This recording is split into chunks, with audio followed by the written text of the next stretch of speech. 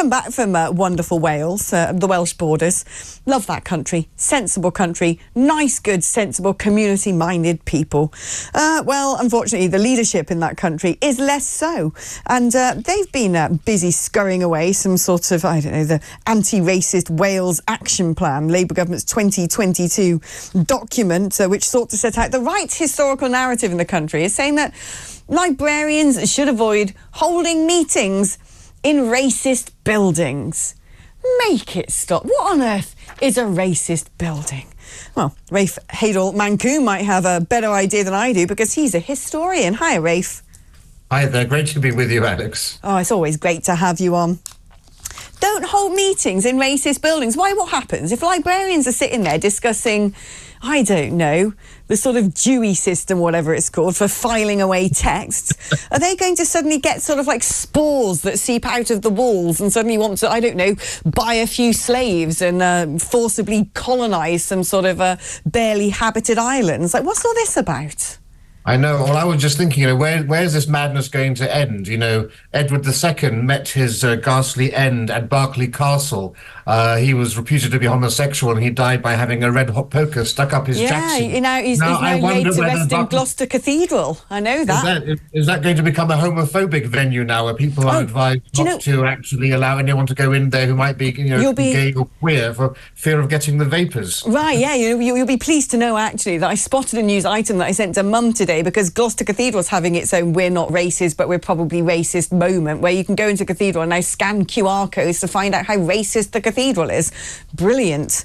But anyway, back to Wales. This is, what the heck is this? It's part of a £130,000 project to instruct local librarians in critical whiteness studies to deal with issues like the dominant paradigm of whiteness. Normally, the Welsh Assembly government are more interested in saying to everyone, you've got to learn Wales because that's part of our heritage. Now what they're saying is, well, instead of like trying to uphold all of the good things that the Welsh have ever made or done in history, let's just self-flagellate and spend 130 grand on doing so.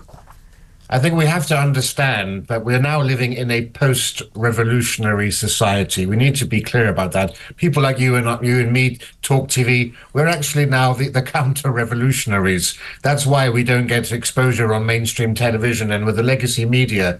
And what we're seeing, Tony Blair ushered in the revolution and is now coming of age fully in this country, particularly now, of course, with a new Labour government in power. And at its roots, this is fundamentally Marxist. It's cultural Marxism. You get different types of Marxism. You have traditional Marxism, which is all about the proletariat and the bourgeoisie. But this is about whiteness, and it's attacking whiteness, which is one of the fundamental aspects of Western civilization.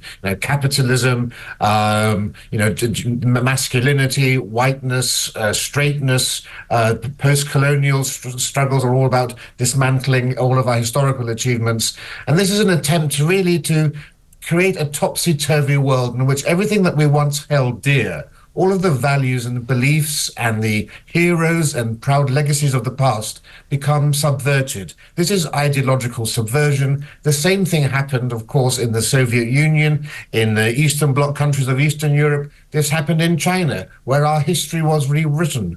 They were demoralized. They were told essentially that they had no reason to be proud of their past, because the best way to demoralize a people, the best way to destabilize them, is to sever the link that connects them to their sense of national identity. And that's what we see here. And instead of that, what we're seeing new myths created, that Britain is the land of diversity, diversity built Britain. You have Sadiq Khan in London saying that immigrants built London, a great slur on all those generations of Londoners and British people who built St. Paul's Cathedral and, all the other great, the Tower of London and so forth.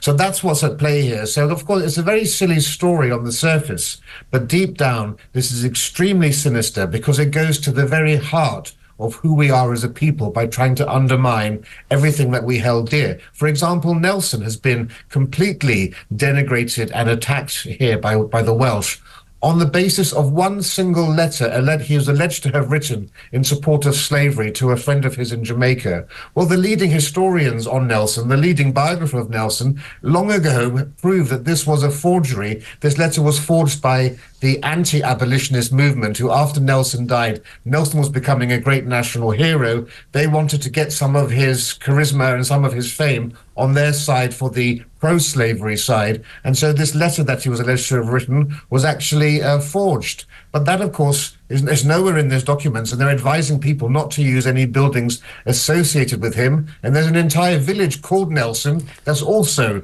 been unfairly maligned through all of this by the Welsh government. It's just absolutely bonkers, and it is really dangerous. And what I want to know is, how have we allowed this to seep in? Well, it hasn't even seeped into society. It has been sort of rapidly forced upon us at an alarming rate. How has that even happened? It's not been that much of an alarming rate. I mean, everything is getting apace now, but this has been in the works for decades. This is part of what we call the long march through the institutions.